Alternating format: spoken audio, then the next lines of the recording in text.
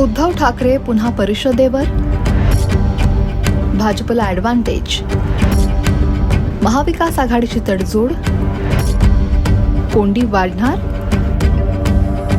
उद्धव सेनेचे पक्षप्रमुख आणि माजी मुख्यमंत्री उद्धव ठाकरे यांच्यासह विधान परिषदेच्या 9 आमदारांचा कार्यकाळ हा लवकरच संपतोय. त्यामुळे उद्धव ठाकरे पुन्हा विधान परिषदेवर जातील का याबाबत उत्सुकता दिसतेय. विधान परिषदेच्या निवडणुकीत भाजप महायुतीला बहुतांश जागा मिळतील असंच चित्र आहे, तर महाविकास आघाडीला फटका बसणार आहे. विधानसभेच्या सदस्यांमधून हे 9 जण विधान परिषदेवर मे 2020 मध्ये बिनविरोध निवडून गेले होते. त्यावेळी महाविकास आघाडीला 5 तर भाजपला 4 जागा मिळाल्या होत्या. या 9 आमदारांमध्ये उद्धव ठाकरे, डॉक्टर नीलम गोऱ्हे, शशिकांत शिंदे, अमोल मिटकरी, राजेश राठोड, तर भाजपकडून गोपीचंद पडळकर, प्रवीण दटके, रणजितसिंह मोहिते पाटील आणि रमेश कराड यांचा समावेश होता. मात्र यावेळी महायुतीचं संख्याबळ तब्बल 235 आहे, तर महाविकास आघाडीकडे माकप, शेकाप मिळून 48 विधानसभा सदस्य आहेत. अन्य 2 पक्षांचे 3 आमदार आहेत.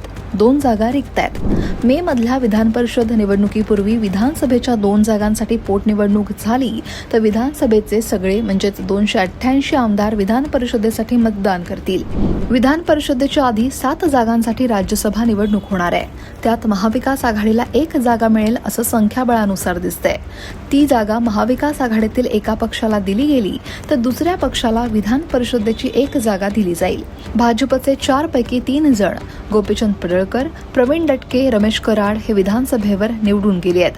त्यामुळे 3 नवीन चेहरे हे पक्षाकडून दिले जातील.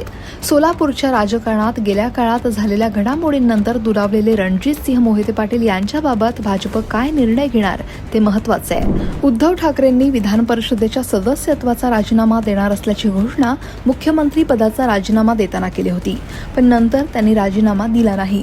त्यामुळे यावेळी ते स्वतः विधान परिषदेवर जाण्यासाठी इच्छुक असतील का आणि महाविकास आघाडी एकमतानं त्यांच्या नावावर शिक्कामोर्तब करेल का हे महत्त्वाचे आहे.